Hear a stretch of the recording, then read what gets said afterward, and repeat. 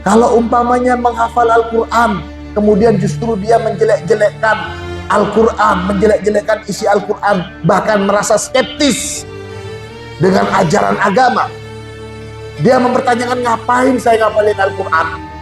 Maka yakinlah, orang ini termasuk orang yang kam min qori'il Quran, atau dalam riwayat lain, kam min talil Quran wal Quran yang anuh. Betapa banyak orang yang membaca Al-Quran, atau bahkan betapa banyak orang yang menghafal Al-Quran, tapi justru Al-Quran melaknatnya.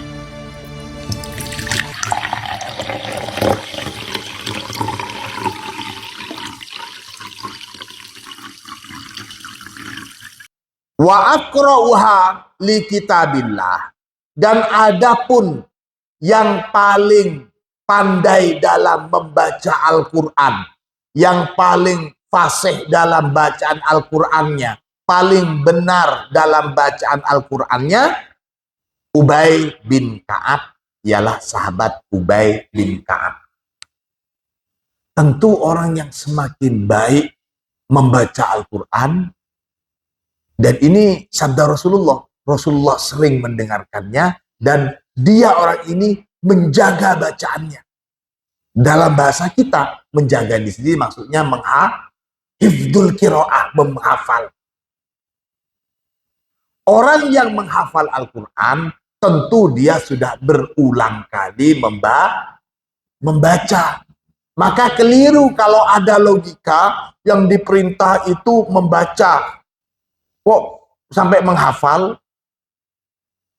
Kalau sampai menghafal berarti dia sudah berulang kali membaca. Lagi rame itu. Mempertanyakan apa sih gunanya menghafal Al-Quran, apa gunanya? Gak ada perintah untuk menghafal Al-Quran, yang ada itu adalah ikra, bacalah. Bukan ihfad, hafalilah. Memang secara spesifik tidak ada perintah untuk menjadi seorang penghafal Al-Quran. Karena tidak mungkin Rasulullah akan menyuruh atau memerintahkan umatnya menghafal Al-Quran. Rasulullah itu sangat kasih sayang kepada umatnya. Jangankan menghafal Al-Quran, bahkan untuk melakukan siwak saja, untuk melakukan siwak sebelum sholat, Rasulullah menyatakan, laula an asyukka ala ummati la amartuhum bisiwak inda kulli sholatin. Kalau tidak memberatkan umatku, maka sungguh aku akan menyuruh mereka untuk melakukan siwak dalam setiap kali sholat. Nah, logika kita, untuk siwak saja Rasulullah masih kasihan kalau mewajibkan kepada umatku, apalagi menghafal Al-Quran. Sholat tarawih itu ketika Rasulullah hari pertama Ramadan sholat tarawih, kemudian hari kedua sholat tarawih, hari-hari berikutnya Rasulullah tidak sholat. Ketika ditanya para sahabat, kenapa tidak sholat tarawih ya Rasulullah? Kalau saya terus-terusan sholat tarawih, nanti dikira sholat tarawih ini wajib. Makanya tidak sholat, supaya tidak ada anggapan sholat tarawih ini wajib. Nah, logika yang ini juga harus kita pakai. Rasulullah tidak memerintahkan umatnya untuk menghafal Al-Quran, tetapi Rasulullah bersabda bahwa orang yang menghafal Al-Quran itu memiliki keistimewaan, pangkat serta derajat yang tinggi di sisi Allah. Dikatakan, may yaqra'ul Qur'an wa huwa hafidun lahu ma'as safaratil kiramil bararah. Orang yang membaca Al-Quran dan dia menjaga bacaannya. Menjaga bacaannya maksudnya menghafal supaya tidak salah, supaya tidak keliru. Yang dibaca kasroh, ya dijaga kasroh, jangan dirubah fathah. Alhamdulillahi rabbil alamin. Ya dijaga, jangan sampai alhamdulillah, bukan alhamdulillah. Alhamdu. Dulu nggak ada aturan nahwu shorof untuk menetapkan u AI, yaitu dihafal. Ini dijaga. Kita memaknai sekarang hifdzul Quran, hafidul Quran, bukan hafizul. Saya mau menjadi seorang yang hafiz. Salah itu, yang betul hafidul Quran. Hafidun, coba. Hafidun. Hafidotun. Hafidotun. Jadi sekali lagi, memang untuk menghafal Al-Quran itu tidak ada kewajiban. Menghafal Al-Quran itu berat. Tapi di tengah beratnya menghafal Al-Quran, Allah menjanjikan posisi dan derajat yang mulia. May yaqra'ul Quran wa huwa hafidun lahu ma'as safaratil kiramil bararah. Maka posisinya orang itu nanti di akhirat ma'as safaratil kiramil bararah. Bersama dengan, ada yang memaknai malaikat. Malaikat itu dikenal sebagai hamba Allah yang tidak pernah melanggar perintahnya. Posisinya mulia. Atau ada yang juga memaknai as-safaratil kiramil bararah, itu adalah para utusan Allah, para nabi, para Rasulullah. Mereka mempunyai posisi yang mulia di sisi Allah. Sama dengan para hafidun atau hafidatul Quran. Tentu di sini yang dimaksud hafidun dan hafidatul Quran itu adalah dengan tingkatan yang benar. Ingat, masalah baca Al-Quran, masalah menghafal Al-Quran. Agama juga menyatakan betapa banyak orang yang membaca Al-Quran tapi bacaannya haram. Betapa banyak orang yang membaca Al-Quran tapi bacaannya makruh. Betapa banyak orang yang membaca Al-Quran justru dilaknat oleh Al-Quran. Ada tingkatan yang membaca Al-Quran, dia merasa sulit membacanya, terbata-bata dalam menghafal. Dia mendapatkan ganjaran kesabaran dan mendapatkan ganjaran usaha kerasnya membaca dan menghafal Al-Quran. Ada juga yang mahirul Quran. Di atasnya lagi ada hamilul Quran. Dan paling tinggi derajat orang yang menghafal Al-Quran, yang menjaga bacanya dengan baik dan benar Al-Quran, itu adalah ahlul Quran. Ini.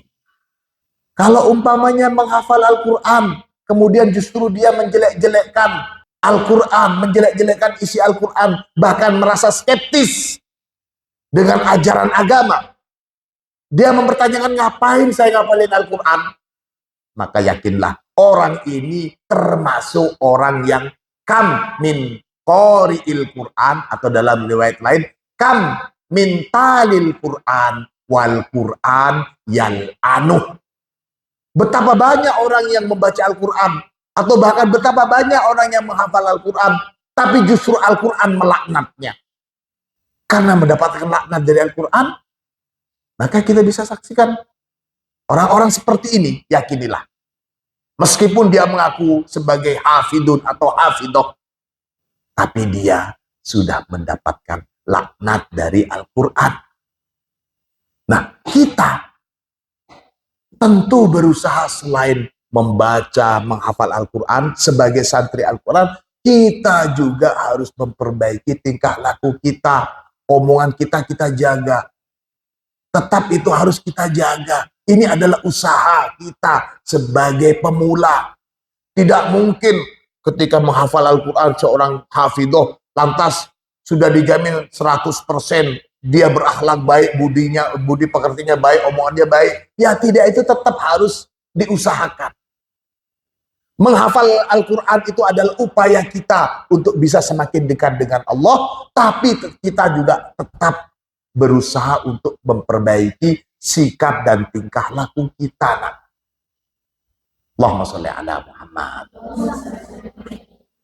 Sama dengan itu sholat, tapi kok masih melakukan kemungkaran.